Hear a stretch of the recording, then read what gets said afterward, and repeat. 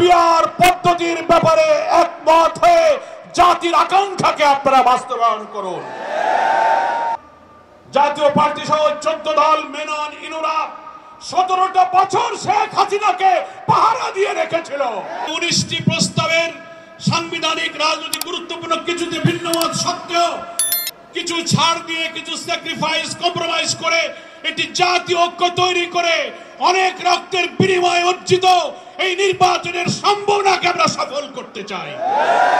আমরা সকল রাজনৈতিক দলকে আহ্বান জানাবো, বক্তৃতার সময় শুধু বলবেন ব্যক্তির চেয়ে দল বড়, দলের চেয়ে দেশ বড়।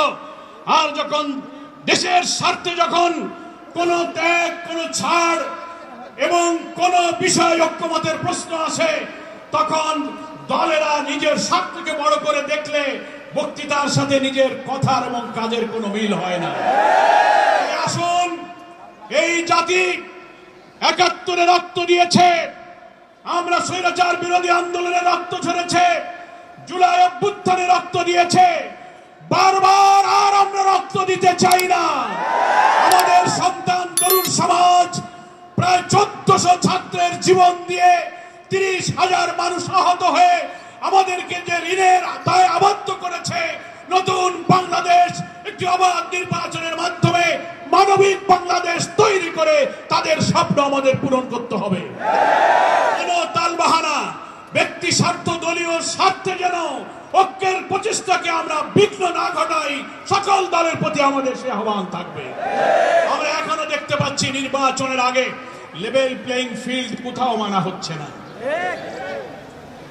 থানার ওসি সাহেব, ডিসি সাহেব, ইউনো সাহেব, সচিবালয়ের কর্মকর্তা এবং আমলা যারা আছেন, ইভেন আমাদের অন্তর্বর্তীকালীন সরকারের উপদেষ্টাদের মধ্য থেকে অনেকের ভূমিকা এখনো জাতির সামনে প্রশ্নবিদ্ধ।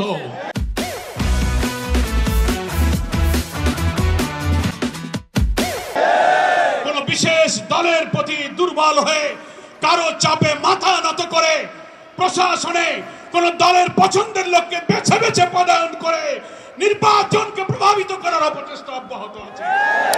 এগুলো বন্ধ করে নির্বাচনের মাঠকে সমান সমতল করতে হবে।